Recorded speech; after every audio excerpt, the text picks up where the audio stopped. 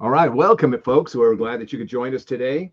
Here we are once again on our way talking about leaders, leadership, culture, all the stuff that makes everything important, that makes everything either wonderful at work or not so much. This is Michael and Rich here with leadership. We do leadership stuff here. Mainline Executive Coaching is what we do. ACT, ACT, Leaders Act. We're going to be talking about some really interesting things today about leaders acting and how they act, how they can act in ways that really benefit them and benefit the team, and therefore make the objective really possible and achievable and all that kind of stuff, or how they can blow it up. It's this idea of driving for results. Can he work in a way for you or can work in a way against you? So here we go. Buckle up. We've got John with us today. John Burt. Glad to have you back, my friend. Yes. Great. So Thank you. Thank you for having me. Do your do the elevator speech here for you. Get a flavor again about who you are. Let's do that, and then let's jump into the matter. All right, certainly. Well, I'm an executive leadership coach. Been in management consulting most of my career. I've been partner with PricewaterhouseCoopers and also spent 18 years in the management consulting business for IBM, mostly in the industrial sector. But along the way, I've had the opportunity to work with a number of leaders and coach a number of great people and help them to further their careers. So I'm kind of pivoting now and doing the coaching full time and really enjoying it. I guess it's got to give you an interesting perspective of being, in the middle of things, and then at the same time being able to step away and take a look at from that outside the fish tank kind of point of view. Would you say that's true? Oh, yeah. Well, I've definitely been in the hot seat myself with regard to driving for results in the past. So gives me an interesting perspective when I'm working with somebody who's got those deadlines or the targets or whatever they're trying to reach. Okay, good. So now you're really telling us the value of who you are and what it is that you can bring to a company and your abilities to do the executive coaching stuff. So let's start taking a look at this. What is it that we're talking about in terms of driving to results? And sometimes it works, sometimes maybe not so much. Well, I tell you, Michael, with driving for results, I think it's one of the key competencies for every leader. You probably wouldn't be a leader if you weren't driving for results. We're very outcomes driven, as in most organizations, everybody's looking for the bottom line. What are you producing? What are you able to achieve? So I think most leaders are in that mode. I think that there can come a point though when you can, derail with regard to your driving for results, and that could potentially be when your ego gets overinflated or you wind up becoming insensitive and perhaps stepping on people in order to achieve what it is, whatever goal or outcome you're looking to achieve. Well, okay, good. That's good. Thank you for setting the table. Rich, I know you got some ideas on this. Start doing that from your point of view. Well, I think we've talked about it before. I think it's a lot of the difference between being pragmatic and practical.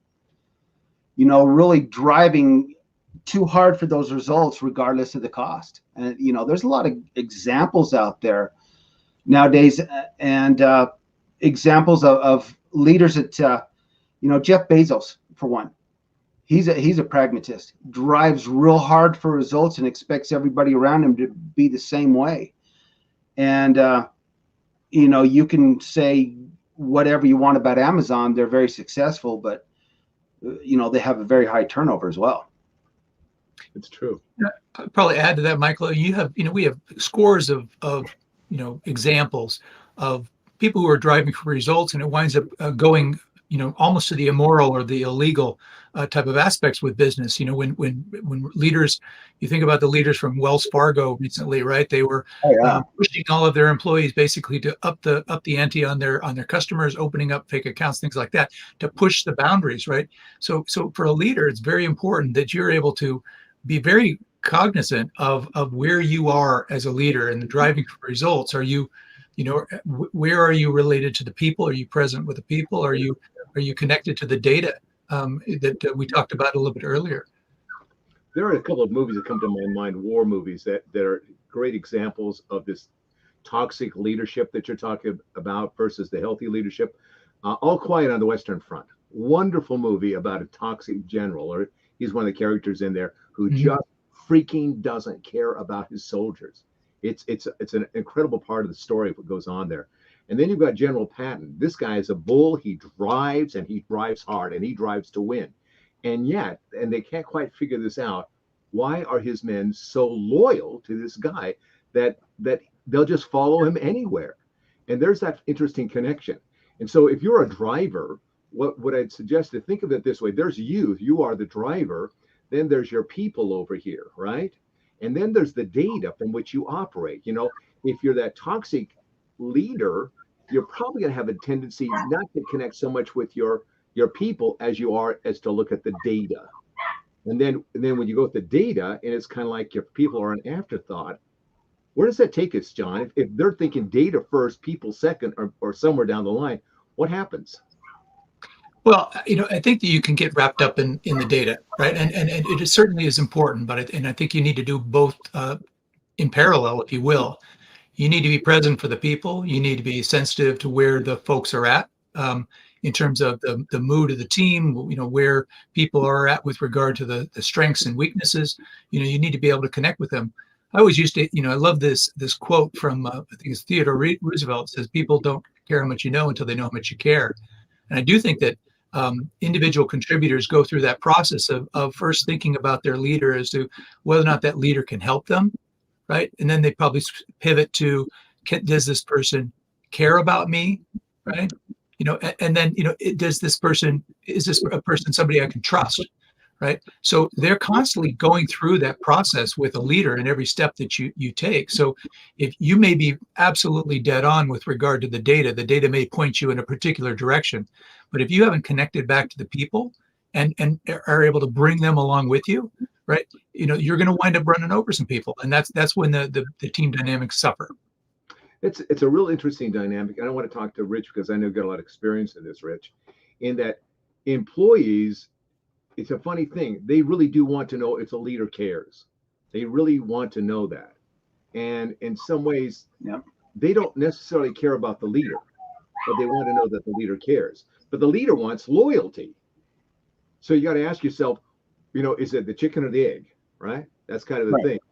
And if it's with leaders, by definition, it has to start with you, right? It has to start with you. Therefore, the culture stuff. So what you've done in the past with manufacturing, how did you do that? How did you manage the people and the data and coordinating that? Because you're a driver. How did you do it to drive the results? And you had spectacular results. You have to be cognizant of their wishes, what they want to, what they want to contribute to the team, and allow them to contribute. That's very important. You've got to set the vision. You've got to set the mission of the organization, but at the same time, you've got to allow others to be part of that. There's some really telltale signs, I think, if you look at, and I apologize, I have a puppy here, and you might be able to hear in the background, but one of the things that you've got to really look at is there's a couple key indicators. If you walk into a room and everybody shuts up, it all of a sudden becomes quiet, that's a very big indication that it's not that they're talking about you, but there's, could be some fear, there. There's other indications. If you're giving someone some feedback, for example, okay, and every leader has to give at one point in their career, another is going to be giving, some tough feedback to somebody, maybe even, some constructive criticism, if you will. But that feedback should be a two-way communication. If the other person's not talking, or if they're just gone quiet, or in a stupor, that's probably a very good indication that you've crossed the line. There's a very fine line between constructive criticism and being too critical of somebody. Another thing too is in a meeting, if you're talking as a team leader or whatever, more than half of the time, that's a pretty good indication. If you stop talking and then it's just crickets in the room and no one responds, pretty good indication you're driving too hard and no one understands what you're doing. But you have to allow people their space. You have to allow people their time to shine, if you will. And that's how you get buy-in. That's how you get buy-in. And not only that, supporting their ideas. If it's a great idea, support it, run with it, and see what happens. That's good. That's good stuff. What would you do if we could bring this down, certain level of abstraction we've been talking about, Rich has made it a little bit more concrete. If you were to, John, go in and do like a walk around for a day with a leader, right? We do that kind of stuff. That's a possible thing that we do, one of our services. And you were seeing that there were some problems in the culture in terms of that leader connecting with direct reports or even indirect report kind of people. What would you start looking for and start saying, here's the things that you may want to start changing in how you are working with your people? I mean, could you give us some like concrete, you might do this, you might do that? Yeah. No, good question, Michael. And I'm going to kind of probably draw on some things that Rich just mentioned. I do believe that one of the things I would look for is, is this leader present, and are they demonstrating active listening with their team when they're in the room? If they walk into the room and it's quiet and they just jump right into it and they don't consider the fact that they walked in and everybody just shut up, right? And they just plow through it, right? They're not being present. They're not doing the active listening that they need to do to recognize that there's potentially a problem going on. Second thing I would say is, to make sure that they're practicing that vulnerability, right? They're looking for feedback in terms of how they're coming across, right? Longer projects, you have multiple situations where you can either reinforce the message that you're a dominant, drive for results leader, or you're a compassionate leader, and you can ask for the feedback. You can be vulnerable to recognize you don't have all the answers. You're going to be looking for the team to contribute in that. And then I think that thirdly, the most important one I found as a leader is to make sure that the focus is on the cause other than myself. It's not about me as the leader, being successful and making a deadline or implementing something. It's a matter that we're doing this for the company. It's a goal or a duty mindset, something outside of ourselves that we can all get on board and we can all get inspired and commit to. So if the employees, the individual contributors all think that it's only about me and I'm trying to get the glory and the fame, they're not going to follow me. They're not going to be committed to the cause. That's right. If we can communicate as leaders that we are the company, we are what makes it work together, back and forth, that kind of a thing. I think there's a couple of things that you said in there that I think are really worth just examining. And let's explore this also with Rich here at the time that we have. We've got about 5 minutes here.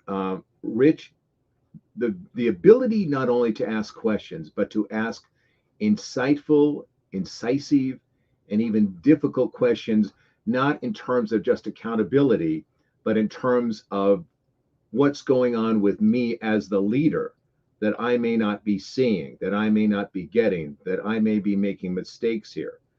That requires a tremendous amount of courage to put yourself in that place of being present. John, that's what you talk about, being present in that place of let me hear that. And not always having to hear that I'm right, that I'm wonderful and all that kind of groovy stuff. But, let me hear what it is that you're not. If you told me everything that you had to tell me what you're not telling me. Help us unpack that a little bit, Rich. I think that really, oh my word, guys. Sorry, these puppies are driving me. You have a pup that's last week I was babysitting kittens.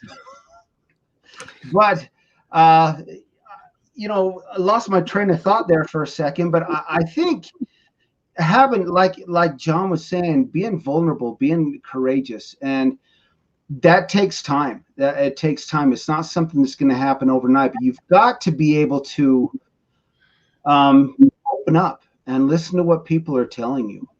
A lot of times that criticism comes with a lot of love.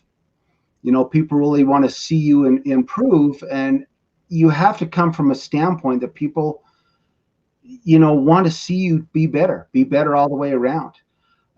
It's when you think you have all the answers that, and people aren't telling you anything. That's when you kind of start going down the wrong path. We heard that great example the other day, and I'm going to kind of talk about this again. Man, if you don't brush your teeth for 3 days, your nose is right above your mouth, but it's not going to tell you didn't brush your teeth for 3 days. But everybody in the room and everybody around you is going to know that. And you may not know that, but they do. And it's up to whether, and that's going to be a tough conversation maybe for them to have with you. I don't know.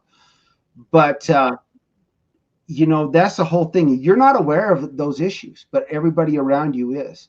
Yeah. And so it's important that those people around you have, that you haven't created an environment of fear where they're you know, afraid to even mention anything to you.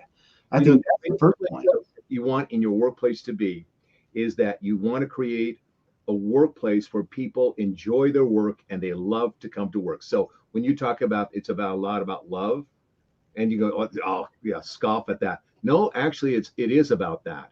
Yeah. You want people to say, I love to go to work. I love the things that we're doing. I love my teammates. I love the leadership. I love it. I love it. I love it. That's where the great culture, great healthy cultures go. And that, and you talk to people that have worked in those, they feel that exactly way.